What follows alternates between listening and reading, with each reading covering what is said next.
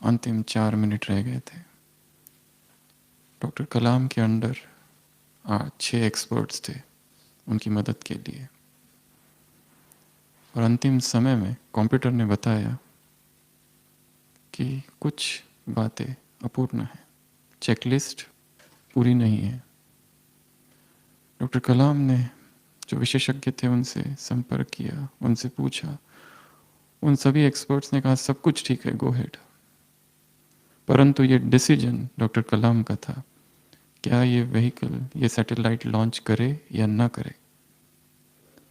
और अंततः वो ये निर्णय करते हैं कि लॉन्च करना चाहिए। कंप्यूटर ने कहा था कि नहीं, रुक जाओ, परंतु उनको लगा कि करना चाहिए क्योंकि सभी एक्सपर्ट्स ने कहा करो, और वो किया गया और सैटेलाइट लॉन्च हुआ।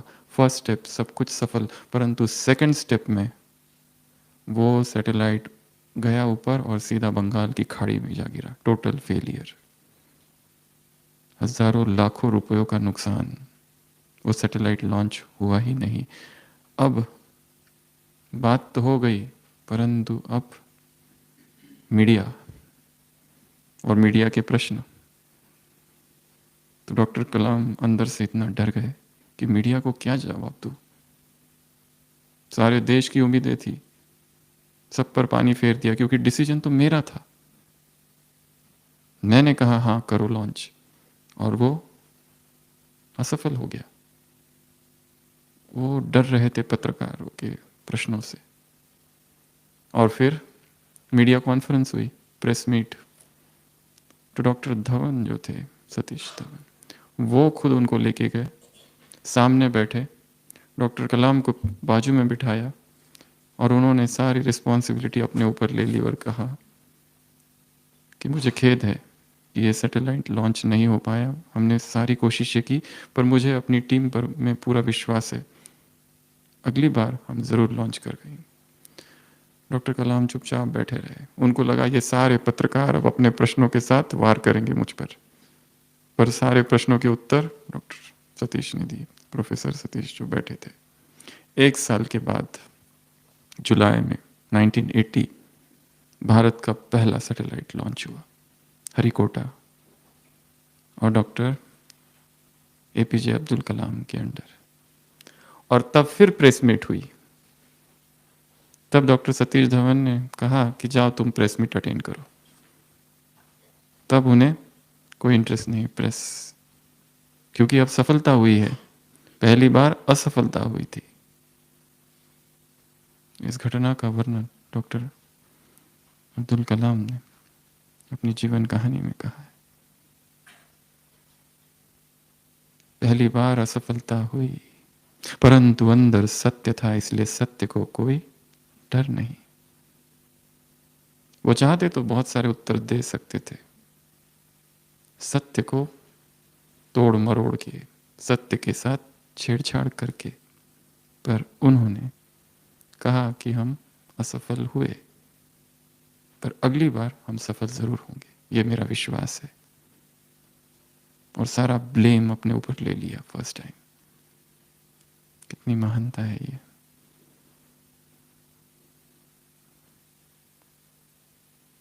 तो संसार में भी जो सत्य के मार्ग पर चलता है वो निर्भय रहता है। तो आज हम चर्चा करेंगे कल की अव्यक्तवाणी की। टॉपिक क्या था? स्नेह और सत्यता की अथॉरिटी। मुरली सत्यता पर थी, हम चर्चा झूठ पर करेंगे।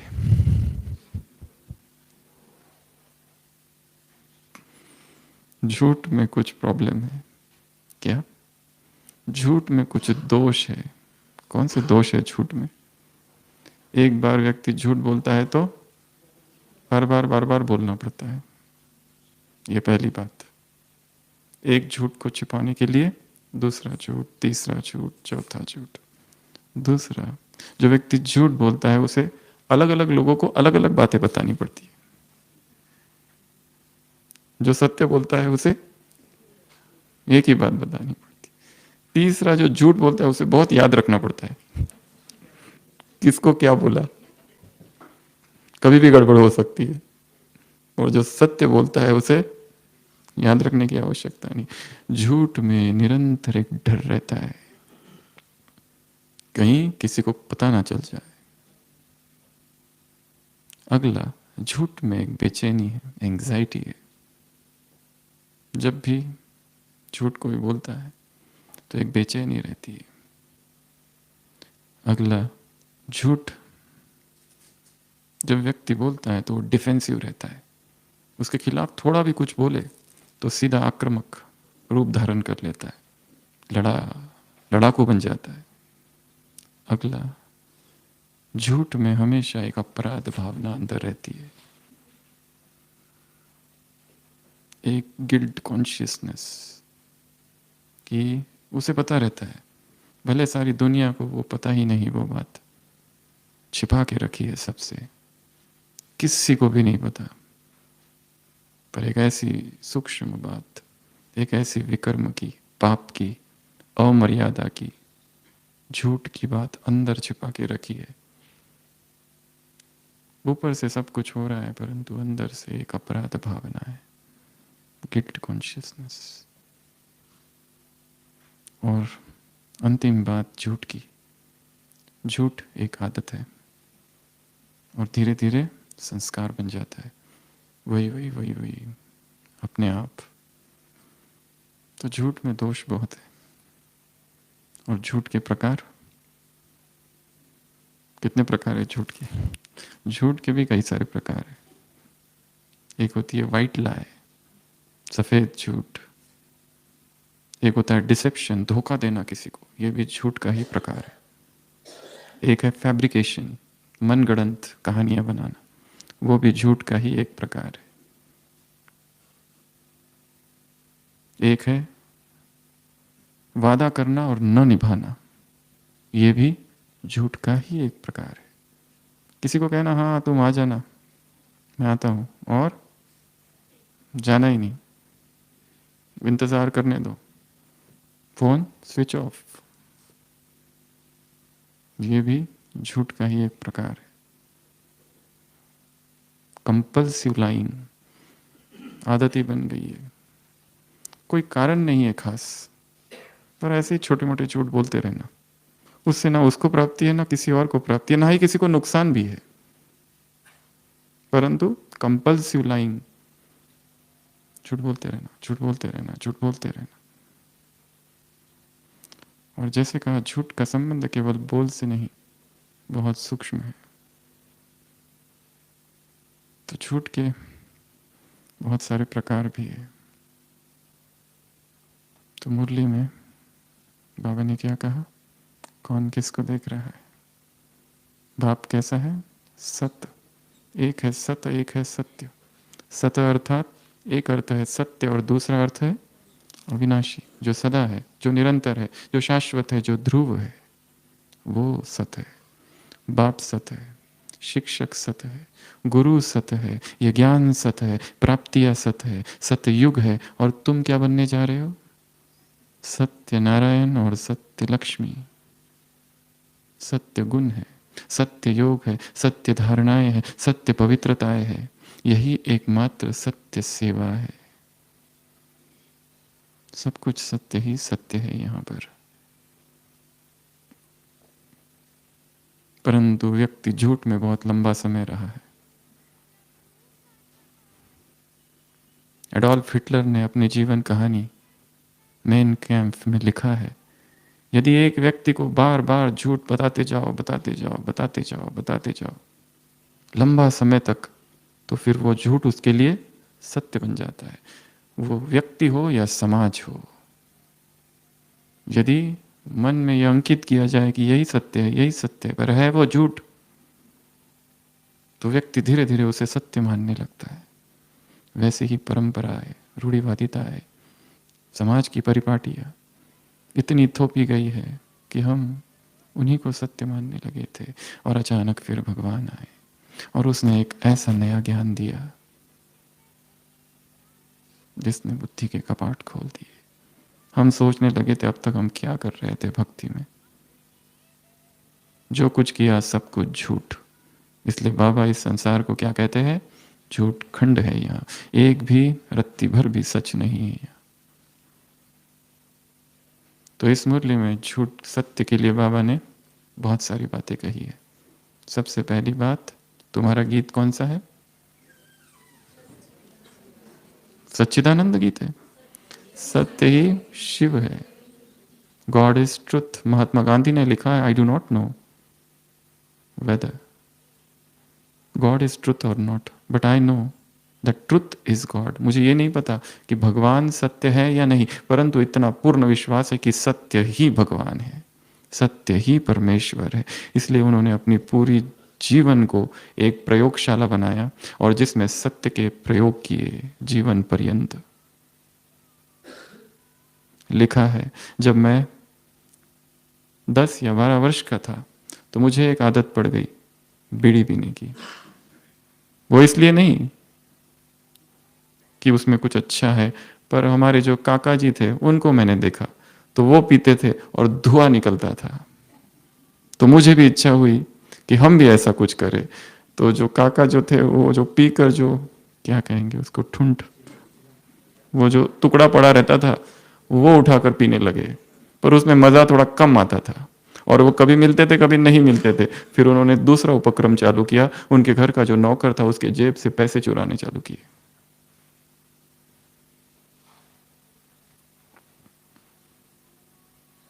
सब कुछ छुप छुप के, ताकि पिताजी को पता ना चले। कई हफ्तों तक ये चला, पैसे चुराना। और फिर कुछ ऐसे पत्ते भी ढूंढे कि जिससे वो धुआं निकले और मजा भी आए। और उन्होंने दूसरी चीज का वर्णन किया है कि हमें किसी ने बताया कि भारत गुलाम इसलिए है कि मांसाहार नहीं करते, यदि हम मांस खाने लगे तो शक्तिशाली बन जाएंगे। फिर अपने एक दोस्त के साथ वो भी उन्होंने चालू किया और उसके लिए उनका जो भाई था, उस भाई का जो कड़ा था सोने का, उसमें से कुछ नग, कुछ सोने के चुराए। और फिर बहुत मुश्किल आई उस भाई को, तब कहीं उनकी आंख खुली और उनको लगा ये मैं क्या कर रहा हूं। उनको लगा कि मैं जाऊं और अपने पिताजी को सब कुछ सच सच बता दूं, परंतु पिताजी ऐसे है कि आज तक उन्होंने हम में से किसी को भी नहीं मारा, वो अपने आप को दंडित करेंगे हमारी गलती के लिए। इसलिए उन्होंने एक खत लिखा और उस खत में सारा सारा वर्णन कर दिया कि मेरे से ये हुआ है, पर इसके बाद मैं कभी नहीं करूंगा। और वो खत उन्होंने अपने पिताजी के, जो कि उस समय बीमार थे, खटिया के पास रख दिया। और पिताजी ने जब वो पढ़ा तो उनकी आंखों से आंसू आंसू बहने लगे। उन्होंने इसको कुछ भी नहीं कहा, पर उन्होंने लिखा, महात्मा गांधी लिखते, उस प्रेमाश्रु में इतनी शुद्धि थी, इतनी पावर थी कि मुझे लगा मेरे अब तक के किए हुए सारे विक्रम, सारे पाप जैसे धुल गए। और बहुत सुंदर वर्णन उस किताब में उन्होंने लिखा है। प्रेम की शुद्ध धारा जो बही, आत्मशुद्धि का वो पहला चैप्टर, वो पहला पार्ट था। और अब जब वो ये आत्मकथा लिख रहे तब उन्होंने लिखा कि जब मैं ये बात अब सोचता हूं तो मुझे लगता है मेरे जीवन में अहिंसा का वो पहला पार्ट था, वो सत्य का पार्ट था, वो सत्य का प्रयोग था। जो भी पाप किए, जो भी विकर्म किए हैं, उसको एक खत पर लिखना और उसको बताना जिस पर संपूर्ण विश्वास है। और इस संसार में विश्वास करने योग्य एक परमात्मा के अतिरिक्त और कोई हो नहीं सकता। तो बाबा ने सत्य के लिए जो सबसे पहली बात सत्य के लिए कही है वो है, संसार में मानते हैं कि सत्य ही परमेश्वर है, और वास्तव में है ही, क्योंकि मन वचन कर्म से सत्य का पालन करना ये बहुत बड़ी तपस्या है। सत्य तपस्या है। जैन धर्म के 5 महाव्रत में सत्य एक व्रत है। पतंजलि के राजयोग में, यम नियम में सत्य आता है। सत्यता की ऑथोरिटी, सत्यता की शक्तिशाली श्रेष्ठ आत्माएं तुम हो। दूसरा, सत्यम शिवम सुंदरम, जो सत्य है वो सुंदर है, और वो जो सुंदर है वही शिव है। True beauty is truth, truth beauty. सत्य से अधिक सुंदर इस संसार में कुछ भी नहीं, और असत्य से अधिक कुरूप विकृत इस संसार में कुछ नहीं है। हमारे जीवन में कहीं वो असत्य रूपी विकृति तो नहीं चल रही है। अगर है तो उसे निकाल कर बाहर फेंक देनी है। मधुबन की इस तपोभूमि में आए हैं। मधुबन सत्य भूमि है, सत्य बाप की भूमि है, सत्य तपस्या भूमि है। कोई भी असत्य का कांटा, धूल, मिट्टी भीतर ना रहे, हृदय शुद्ध हो जाए। प्रभु आपके यूं तो हम सारे पलकों में पलते बच्चे हैं, पर आपको वो बेहद प्यारे जो दिल के सच्चे सच्चे हैं। बाकी कुछ भी ना हो, बस एक क्वालिटी हो, सच्चाई, तो भगवान को बहुत प्रिय है वो।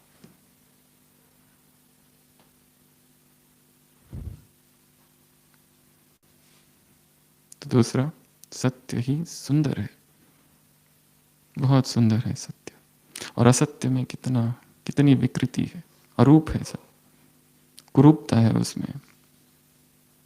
स्वयं को धोखा देना भी असत्य है। यज्ञ को धोखा देना भी असत्य है। बाप को धोखा देना, स्वयं को धोखा देना, इस यज्ञ को धोखा देना। भगवान की एक एक मुरली में एक ही बात घूम घूम कर आती है, संपूर्ण पवित्रता। तुम्हारी दृष्टि कैसी हो, कितनी प्यूरिटी हो। यदि उस फर्स्ट सब्जेक्ट में ही हम फेल है तो ये भी असत्य है।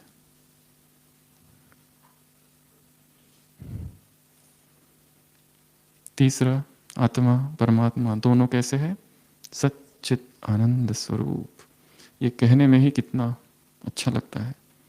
अगर इस बात का अभ्यास किया जाए एकाग्र बैठकर कि मैं आत्मा सत्य चित आनंद स्वरूप हूं, सत्य हूं, चित हूं, प्रकाश हूं, आनंद हूं, नशा है बहुत।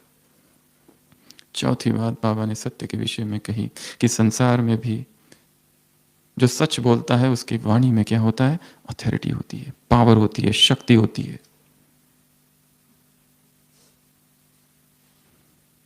अगला, सच तो विठो नच। जो सत्य होता है वो नाचता रहता है, झूमता रहता है, निर्भय होता है, उलझेगा नहीं, न खुद न दूसरों को उलझाएगा। तो सत्य में एक हल्कापन है, और झूठ में क्या है फिर? भारीपन। झूठ बोलने के बाद नींद नहीं आ सकती। जो बहुत शुद्ध आत्माएं हैं, उन्होंने यदि दिनचर्या में झूठ बोल दिया तो रात में सो नहीं सकते। अगर आराम से झूठ बोलने के बाद भी सो सकते हैं तो कुछ गड़बड़ जरूर है। वो बहुत छोटा सा भी झूठ हो, फिर बोल्ड फेसेड लाए एंड वाइट लाए। झूठ के बहुत सारे प्रकार मनोवैज्ञानिकों ने गिनाए हैं। अगला, सच की नाव क्या होगी? बहुत हिचकोले खाएगी परंतु डूबेगी नहीं। और असत्य की नाव कभी हिलेगी डुलेगी नहीं, सीधा डूब जाएगी एक दिन। असत्य की नाव सीधा ही डूबेगी। पर हमें इंतजार नहीं करना है कि किसी नाव डूब जाए किसी की, वो असत्य है, उसकी डूबती क्यों नहीं? असत्य की नाव डूबने का भी समय निश्चित है। पापों का घड़ा भरेगा। देवताएं जा रहे हैं विष्णु के पास, रक्षा करो रक्षा करो। वो रावण क्या क्या कर रहा है? रावण के अत्याचार चालू है। फिर छोटे बच्चे का जन्म हुआ है, अत्याचार चालू है। बच्चा बड़ा हुआ है, श्री राम, अत्याचार अभी भी चालू है। फिर वनवास हुआ, अभी भी अत्याचार चालू है। 13 वर्ष अत्याचार चालू है। तुरंत नहीं होता है, धीरे धीरे धीरे धीरे। उसका भी समय अभी आया नहीं था।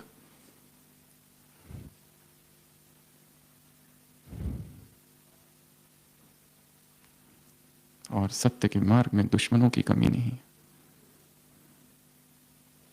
बाधाओं की कमी नहीं है, विघ्नों की कमी नहीं है।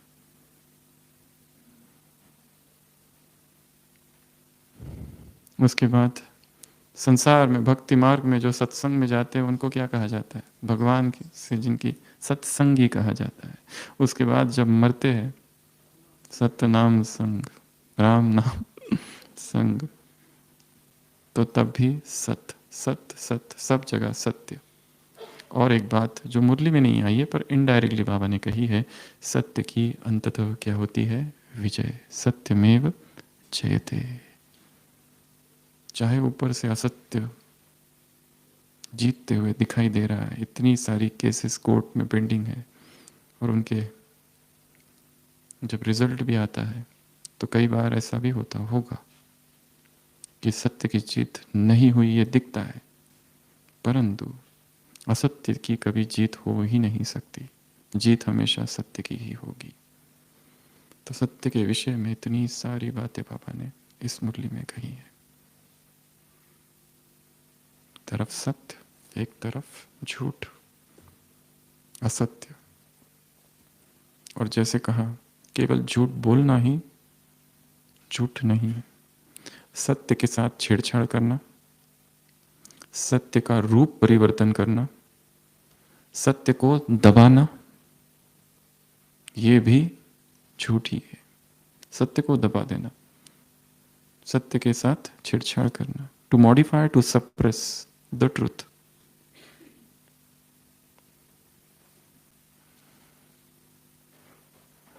तो असत्य जहां जहां जीवन में दिखाई दे, किसी को धोखा तो नहीं दे रहे, कोई वादा तो नहीं तोड़ रहे, मनगढ़ंत कल्पनाएं तो नहीं बना रहे बातें, वो भी असत्य ही है। या फिर कल्पना के जगत में जीना, फैंटेसीज, वो भी असत्य ही है।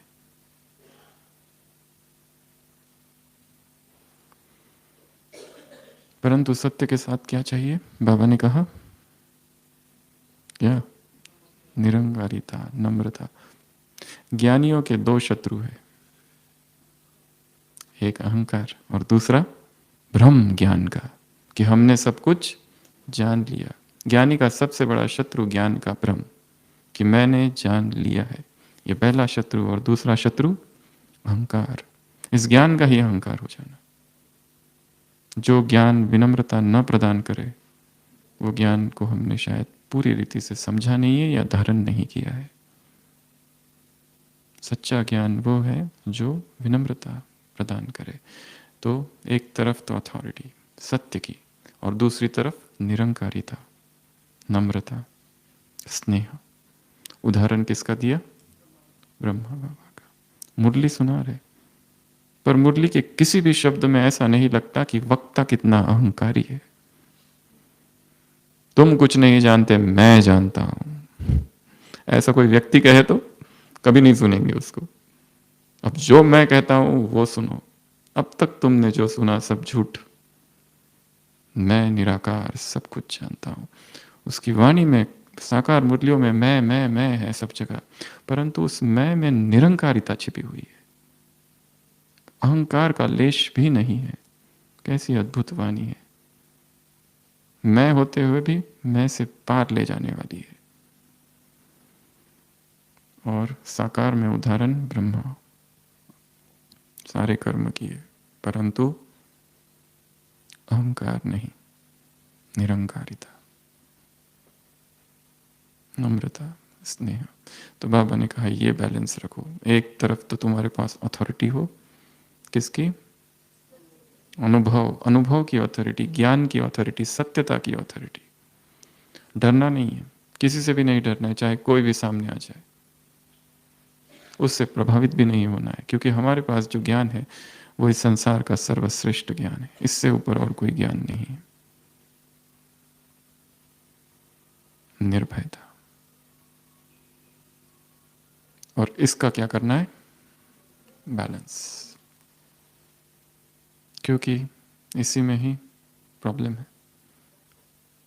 यदि ज्ञान की अथॉरिटी का नशा चढ़ जाए तो साथ में अहंकार आ जाता है कई बार, फिर निरंकारिता नहीं रहती। और यदि निरंकारिता आ जाए तो डर लगने लगता है, फिर इनको कैसे सुना है, ये इतने बड़े हैं, हम तो कम पढ़े लिखे, ये ज़्यादा पढ़े लिखे, इनको ज्ञान कैसे सुना है।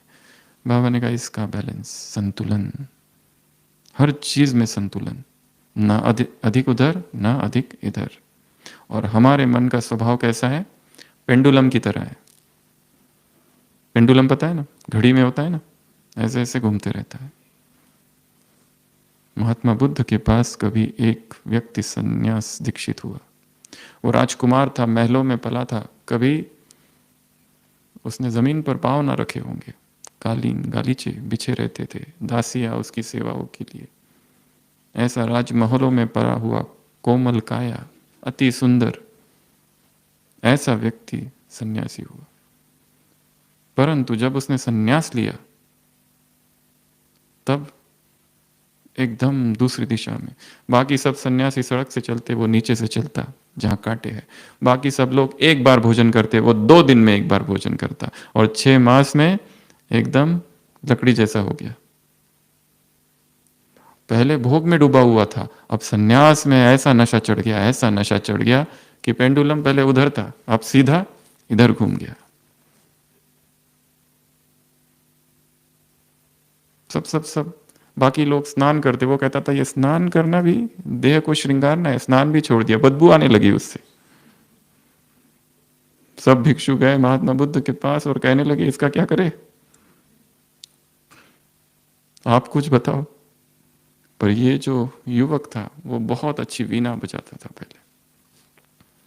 तो महात्मा बुद्ध उसे बुलाते बिठाते और कहते हमने सुना है आप बहुत अच्छी वीणा बजाते थे। वो कहते हैं हाँ, मेरे जैसा वीणा तो कोई बजाता ही नहीं था। तो एक बात बताओ, उसका जो तार होता है वो यदि बहुत ढीला छोड़ दिया जाए तो क्या वीणा से संगीत निकलेगा? वो कहता है ऐसे कैसे हो सकता है, नहीं निकल सकता, बिल्कुल नहीं निकलेगा। महात्मा बुद्ध कहते हैं यदि वो वीणा का तार बहुत कस के बांध दिया जाए तो क्या संगीत निकलेगा? वो कहता है वो तार तो टूट जाएगा, संगीत कहां से निकलेगा? ना अधिक कसा हुआ हो और ना ढीला हो, मध्यम मार्ग। वो उसको कहते हैं अब आगे तुझे कुछ बताने की आवश्यकता नहीं, तुम उतने तो बुद्धिमान हो ही। बीच में रुक जाए पेंडुलम, ना इधर ना उधर। बाबा कह रहे बैलेंस। ऑथोरिटी ऑथोरिटी का इतना नशा भी ना चढ़ जाए कि हम दूसरों को तुच्छ समझे। तुम क्या हमको सिखाओगे, हम तुमको सिखाते आत्मा और परमात्मा क्या है। अरे मूर्ख, छोड़ो ये भक्ति, ऐसा कोई हनुमान और कोई गणेश नहीं होता, सब दंत कहानियां हैं। रामायण सुन सुन के टाइम वेस्ट कर रहे हो। अब हम सुनाते हैं तुमको सृष्टि का चक्र कैसे घूमता है। बंद करो ये तुम्हारी सब बातें।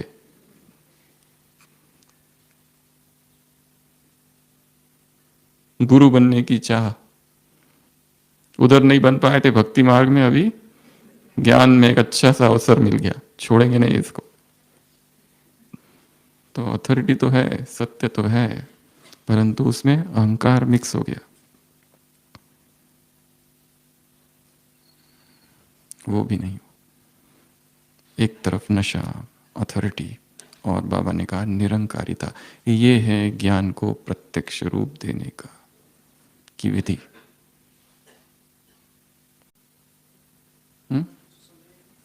कैसे सुना है? धरनी देखकर, और क्या देखकर? नब्ज देखकर, और क्या देखकर? समय देखकर, और कंफ्यूज नहीं करना, और नवीनता। तुम इन्वेंटर हो, इन्वेंट करना है, इन्वेंशन करनी है। सोचो किस ढंग से, किस तरीके से, किस रीति से ये ज्ञान सुनाया जाए। जो अब तक किया बहुत अच्छा, बहुत अच्छा। बाबा कितना अच्छा टीचर है, सत्य शिक्षक है। जो किया बहुत अच्छा किया, ये भी किया वो भी किया, पर ये थोड़ा अभी बाकी है, इसको भी करो। तो नब्ज देखकर व्यक्ति को क्या चाहिए। कोई स्टूडेंट आता है और वो कहता है मुझे एग्जाम में पास होना है, और हमें कहा गया उसको अटेंड करो, और हमने सीधा चालू कर दिया ब्रह्मचर्य की चर्चा से, भाग जाएगा वो आया किस लिए था? उसे क्या चाहिए था? उसकी प्यास किस चीज की है? नब्ज देखो, परखो उसको, धरनी देखो, समय देखो, किस समय ये ज्ञान को किस रीति से सुनाना है, वो सब देखने के बाद ही ज्ञान सुनाओ। उदाहरण कौन सा दिया? दवाइयों का। पहले हल्का डोज, फिर पहले टेस्ट डोज किया जाता है यहाँ पर, और फिर इंजेक्शन दिया जाता है। एकदम ही कई बार रिएक्शन हो जाती है। ये ज्ञान बहुत पावरफुल इंजेक्शन है, किसी को अगर दे दिया तो डिस्टर्ब हो जाएगा, ऐसा भी हो सकता है। क्योंकि इतना ज़्यादा आत्मग्लानि कि हमने तो इसी जन्म में, इसमें जो कुछ कह रहे हो आप ऐसा ऐसा करो, ये सारे पाप हमने किए हैं इसी जन्म में और अभी भी कर रहे हैं। आत्मग्लानि इतनी ज़्यादा कि ज्ञान का धारण करना वो तो बहुत दूर की बात हो गई। इसलिए आत्माओं की मनस्थिति देखकर, समझकर, उस हिसाब से डोज कैलकुलेशन करके डोज देना है। गोली देनी है या इंजेक्शन देना है या सिरप देना है, क्या देना है।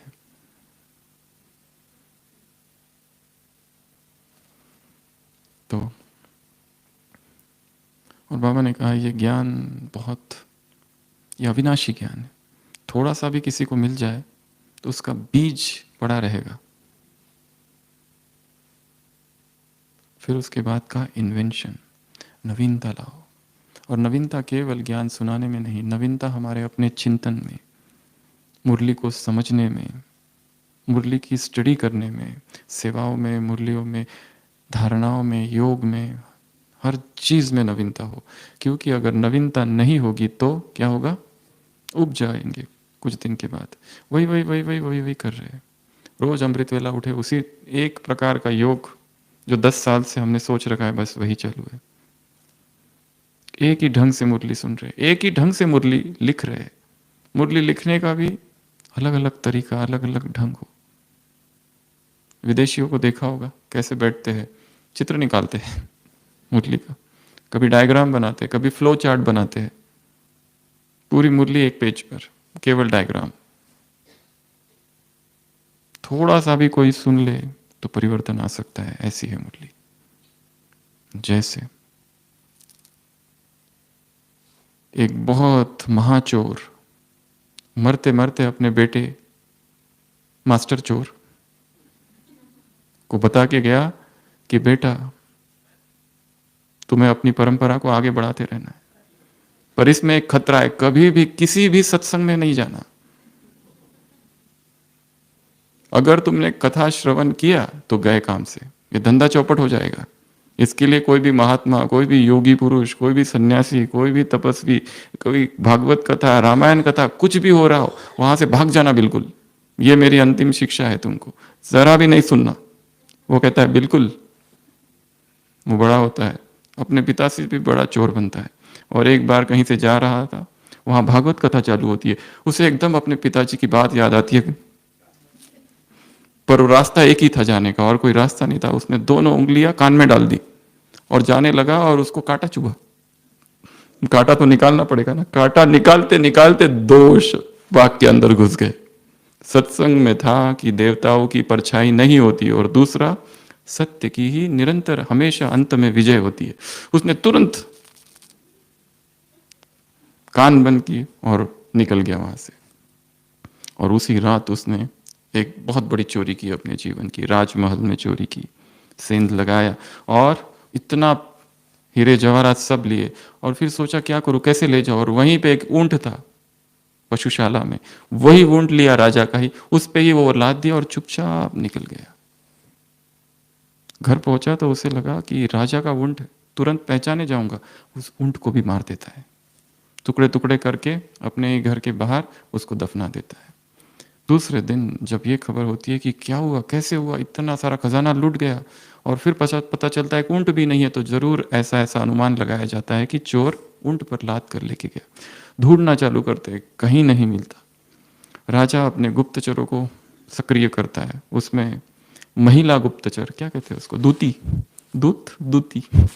तो उसमें एक बुढ़िया होती है। तो वो सोचती है कि राजा का ऊंट वो लेके गया है तो जरूर उसने ऊंट को मारा होगा, वो इतना मूर्ख तो नहीं होगा। तो वो एक स्वांग रचती है, वो एक बुढ़िया का भेष धारण करती है और रोती पीटती फिरती है कि मेरा बेटा बहुत बीमार है, उसे ऊंट के मांस सड़ा हुआ मांस चाहिए, तो ही वो ठीक हो सकता है। सब जगह जाती है और फिर उस चोर के घर पहुंचती है। चोर घर पर नहीं है, उसकी पत्नी है। उसको दया आ जाती है, वो निकाल के उसको टुकड़ा दे देती है और वो महिला वहां एक निशान करके चली जाती है। पर सोचती है कि राजा को ऐसी आधी अधूरी जानकारी नहीं दूंगी, पक्की जानकारी दूंगी कि यही वो घर है। उस रात वो फिर जाती है, काला मुंह करती है, एक भैंस पर बैठती है और रात को 12 बजे और उस चोर को कहती है, बाहर निकाल, मैं माँ दुर्गा हूं, तूने मुझे बलि नहीं चढ़ाई और वैसे ही चोरी का माल ले रहा है। वो कहता है मैंने तो हाथ भी नहीं लगाया अभी तक, गलती हो गई, कल ही 9 बकरों का की बलि चढ़ाऊंगा तुमको और उसके बाद ही धन को हाथ लगाऊंगा। वो कहती है ठीक है और वो चली जाती है। तब वो सोचने लगता है कहीं ये चाल तो नहीं। और फिर उसे सत्संग की बात याद आती है कि देवताओं की परछाई नहीं होती है। वो उसके पीछे तेजी से जाता है, देखता है इसको तो परछाई है, फिर ये माँ दुर्गा कहां से हुई। उसको पकड़ता है और उसको भी मार देता है और उसको भी दफना देता है। राजा बहुत परेशान है, चोर मिल ही नहीं रहा, इतना खतरनाक चोर देश में है, कहाँ गया। इनाम की रकम बढ़ा दी जाती है। चोर को मन में आता है मैंने सत्संग की पहली बात सुनी तो मेरा कितना फायदा हो गया, अगर मैं दूसरी बात कर लूं तो। और दूसरी बात क्या थी, सत्य की ही विजय। वो सीधा देखता, आजमा कर देखता हूं, सीधा राजमहल में बेखौफ जाता है और राजा को आप सब कुछ बता देता है जो कुछ हुआ। राजा सोच में पड़ जाता है, इतना बड़ा खतरा इसने ले लिया केवल एक बात के लिए, और वो बात कौन सी थी, सत्य की अंत में विजय होती है। अब राजा को अपना भी सत्य तो रखना है। वो चोर को माफ कर देता है और उसे इनाम की रकम दे देता है, आधा राज्य दे देता है। इतनी छोटी सी बात सुनी थी उस चोर ने। हम कितना समय से सुन रहे हैं सत्य की बातें रोज रोज थोड़ा ज्यादा ही सुन रहे हैं। तो शायद इसलिए ऐसा हो रहा है। अगर हाँ वहां अगर ऐसा कर दिया जाए, आज से मुरली सुनना निषेध है, तो फिर नहीं हमको सुननी है, हमको सुननी है, ऐसा होगा जो चीज के लिए मना कर दिया जाता है उसके लिए ज्यादा ही प्यार उमड़ पड़ता है। तो सत्य एक ऐसी चीज है जिसकी विजय होगी। और हम ज्ञान की बात कर रहे थे, छोटा सा भी ज्ञान का एक पॉइंट भी जीवन परिवर्तन कर सकता है। परंतु उस बात को, उस पॉइंट को, उस वाक्य को हमें अंदर तक जाने देना है। छोटी सी ज्ञान की कोई बात, क्या छोटी सी ज्ञान की कोई पॉइंट, तो नवीनता, इन्वेंशन, तुम इन्वेंटर बनो, इन्वेंट करो, खोज करो। नहीं, ज्ञान अर्थात खोज, सत्यान्वेषी बनना है। सत्यान्वेषी अर्थात जो सत्य की खोज करता है। व्हाट इज ट्रुथ, जिज्ञासा उत्पन्न करनी है। तुरंत कोई भी चीज को स्वीकार नहीं करना है। हाँ, वो संशय की स्थिति तो हम पार कर चुके हैं, ज्ञान में अब संशय नहीं रहा, परंतु जिज्ञासा बनी रहे। ये कैसे, ये क्यों, ये ऐसा क्यों कह दिया, ये वैसा क्यों कह दिया, इसकी गहराई में जाना है और सत्य को ढूंढना है। मेरे लिए ये कौन सा सत्य है इसका। दूसरी बात बाबा ने कही, इन्वेंशन करो, नवीनता लाओ। और ज्ञान कैसे सुनाओ, सब कुछ देखकर, समय, नफ्स, धरनी। और उसमें भी 3 स्टेजेस बताई। पहले संबंध, संपर्क में लाओ, फिर संबंध में, और फिर तीसरा क्या कर दो उसको, समर्पण बुद्धि। समर्पण बुद्धि की परिभाषा, समर्पण बुद्धि की परिभाषा, जो बाप ने कहा बस वही सत्य है। इस स्टेज तक उसको लाना है। इसी मुरली में बाबा ने सरेंडर की 2 या 3 परिभाषा दी है। सरेंडर अर्थात श्रीमत के अंडर। दूसरा, सरेंडर अर्थात जिसने सच्ची दिल से कहा मेरा बाबा, वो हर ब्राह्मण सरेंडर है। और एक बात थी, बाप के दिल में उसका क्या हो, फोटो। बाप के दिल में क्या हो, उसका फोटो। तो श्रीमत के अंडर सच्ची दिल, जिसने भी मेरा बाबा कहा। तो आत्माओं को उस स्थिति तक लाना है। अभी तो सुनते हैं फिर सो जाते हैं। कुंभकर्ण का उदाहरण दिया है, फिर सो जाते। जाग जाए। सबसे पहले तो हमें जागृत अवस्था में रहना है। निरंतर, कभी भी सोना नहीं है। ये साल अभी खत्म होते आ रहा है, आज की 21 तारीख दिसंबर। पूरा साल देखना है हमने क्या क्या किया, कौन कौन सा झूठ जीवन में अब भी चल रहा है, कौन कौन से धोखे हम अपने आप को दे रहे, इस यज्ञ को दे रहे, भगवान को दे रहे, परिवार को दे रहे। कौन सा झूठ जो हम नहीं चाहते फिर भी चल रहा है, और क्या करें वो सत्य हमारे जीवन में आ जाए। कौन सा डर है, कौन सा भय है। कुछ दिन और बाकी है, इन दिनों में अपनी स्टडी करनी है, ताकि जो नया साल हो, नया युग हो जाए, सतयुग जैसा हो जाए हमारे लिए। तो ये सब चीज़ें देखो, फिर ज्ञान दो, और जैसे बताया पहले अपने अंदर इस ज्ञान की प्रत्यक्षता हो। उसके बाद और क्या था मुरली में, और क्या था, कब चली मुरली? कुछ दिन हो गए कि एक ही दिन हुआ? इतना जल्दी नहीं भूलना है, थोड़ा लेट भूलो। 2 दिन के बाद भूलना, 3 दिन के बाद भूलना, एक ही दिन में नहीं भूलना।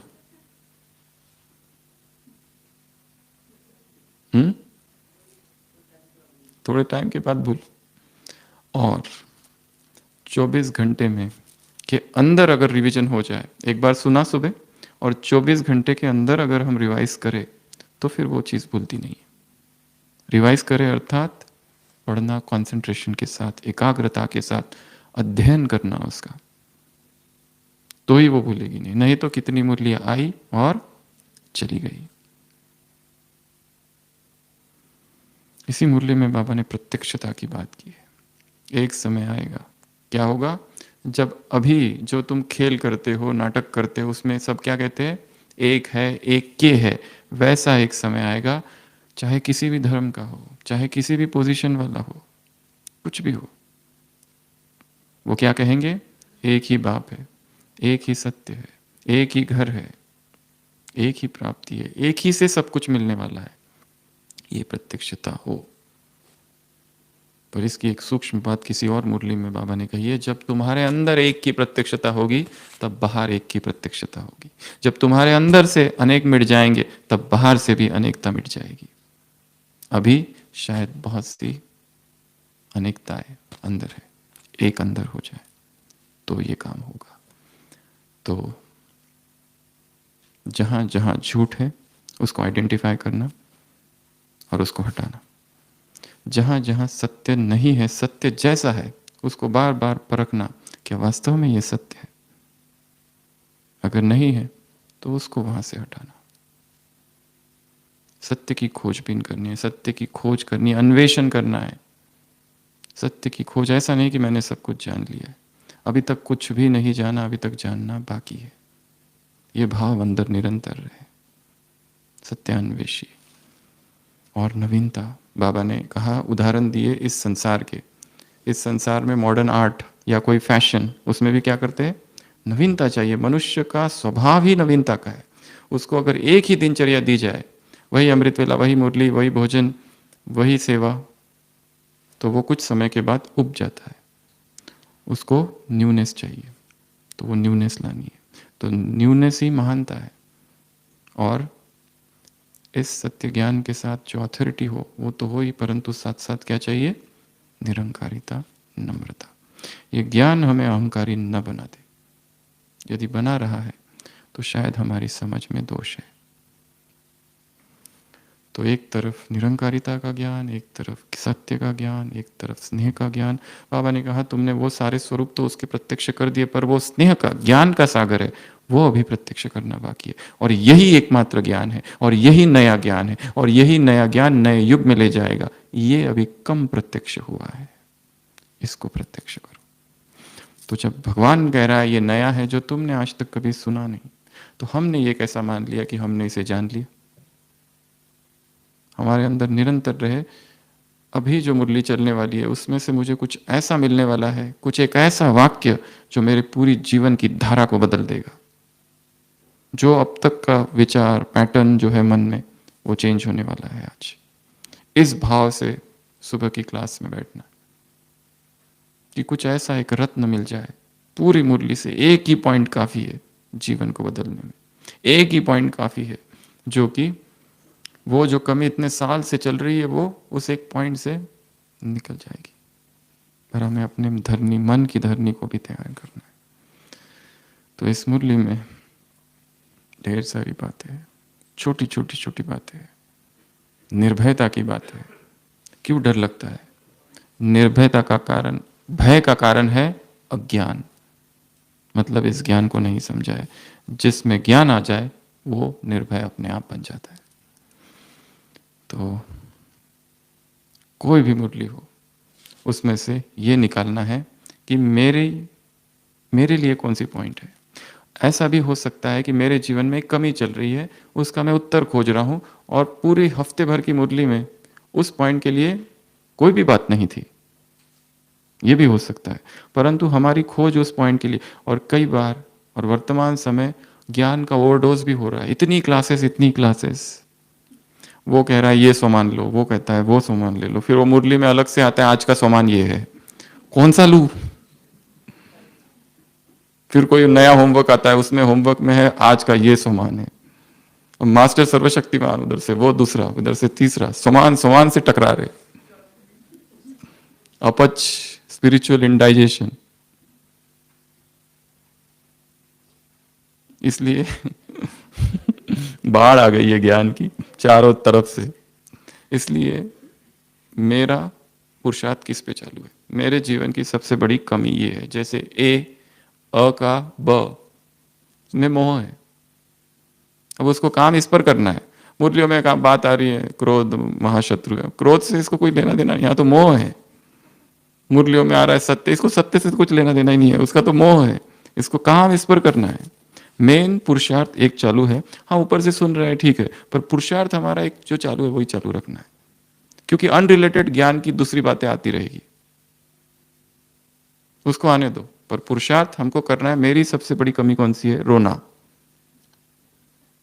रोना, कुछ भी हो जाए तो आंसू तो यहीं रखे, बस बटन दबाने की देरी है, उधर से बटन दबा, और अब मुरलियों में आ रहा है काम महाशत्रु है, तुम्हें सतयुग में जाना है, तुम्हें दिव्य गुण धारण करना है, ठीक है ठीक है ठीक है। कोई आ रहा है, फिर दूसरा एक समान मास्टर सर्वशक्तिमान हूँ, ठीक है, कौन सा लूं? पुरुषार्थ जो मेन है वो अंदर बैक अंडरग्राउंड में, वो पुरुषार्थ मेरा चालू है। ऊपर से सबका सुन रहे हैं, मुरली आ रही है, वो भी ठीक है। हाँ, जब मेरे काम की एक पॉइंट आ जाती है, एकदम झड़प के पकड़ लो उसको। तुम्हारा इस संसार में किसी से प्यार नहीं होना चाहिए, ये मेरे पर काम की पॉइंट है, क्योंकि यहाँ मोह है, फंसे हुए हैं किसी में, उसी की याद, उसी की बातें, उसी से सारा शेयर करना, बाकी सब ठीक है। वो भी ज्ञानी, ये भी ज्ञानी, इसलिए ये भी समझ नहीं आ रहा है गलती कहाँ है और किसकी है, क्योंकि दोनों तरफ से सम्मति से हो रहा है, दोनों की, इसलिए कंफ्यूजन है। इसलिए मेन पुरुषार्थ जो है वो तो नीचे चालू रहेगा, बैकग्राउंड अंडरग्राउंड, और ऊपर से ये सारी जो बातें हैं जो हमारे काम का आ जाए उसको पकड़ लो और उस पर काम करना है। तो और कोई पॉइंट रह गई है मुरली से? स्टैंप, हाँ, मधुबन क्या है? बेहद का पोस्ट ऑफिस है। मधुबन क्या है? बेहद का पोस्ट ऑफिस है, यहीं से स्टैंप लगेंगे। ऐसे कैसे? स्टैंप लगाने वाले ऐसे सत्यता की अथॉरिटी वाले बच्चों को, ऐसे सत्यता और स्नेह की अथॉरिटी का बैलेंस रखने वाले बच्चों को, ऐसे निरंकारी बच्चों को, ऐसे ब्रह्मा बाप समान सत्यता की अथॉरिटी वाले बच्चों को, ऐसे ऐसे सत्य युग में सत्य लक्ष्मी और सत्य नारायण बनने वाले बच्चों को, ऐसे निर्भय बनने वाले, निर्भय रहने वाले बच्चों को, ऐसे इन्वेंटर बुद्धि बच्चों को, ऐसे सरेंडर बुद्धि बच्चों को, ऐसे समर्पण बुद्धि बच्चों को, ऐसे कुंभकर्णों को जगाने वाले बच्चों को, ऐसे खुद भी जागने वाले बच्चों को, ऐसे नवीनता लाने वाले बच्चों को, हर बात में नवीनता, सोच में नवीनता, बोल में नवीनता, कर्म में नवीनता, चलन में नवीनता। आज कहा ना, रॉयल, किसकी संतान हो? ओशन ऑफ नॉलेज की किसकी संतान हो? होलीएस्ट ऑफ होली जो है उसकी संतान हो। हर चीज में नवीनता, हर बात में नवीनता लाने वाले बच्चों को, ऐसे मन का मौन धारण करने वाले बच्चों को, ऐसे मन का मौन, और ऐसे मन का मौन और मन का उपवास। मन का उपवास भी पता है ना, एक स्थूल उपवास, एक मन का उपवास। एक गुरु, शिष्य अपने गुरु से पूछता है क्या उपवास रखना जरूरी है? Fasting, is it necessary? गुरु कहता है सुनो, तुम इतने सालों से इस आश्रम में हो, तुमने क्या क्या पाप किए मैं तुमको अब सुनाता हूं। और गुरु अपने शिष्य को वो सारे पाप सुनाता है जो शिष्य ने किए, यहां रहते हुए भी और यहां आने से पहले भी। आधा घंटा तक उसको उसके पाप सुनाते और फिर उसको कहते जाओ जाके भोजन कर लो। वो कहता है अभी इच्छा नहीं है। वो तो यही तो फास्टिंग है, यही तो उपवास का लक्ष्य है। उससे दूर रहो कुछ समय और चिंतन करो कहाँ गलती हुई, कहाँ विकर्म हुए, कहाँ पाप हुए। यही लक्ष्य है उसका। ऐसे मन का उपवास करने वाले बच्चों को और ढेर सारे सामान वाले बच्चों को बाप दादा का याद प्यार, गुड नाइट और नमस्ते। हम रूहानी बच्चों की, रूहानी बाप दादा को याद प्यार, गुड नाइट और नमस्ते। ओम शांति।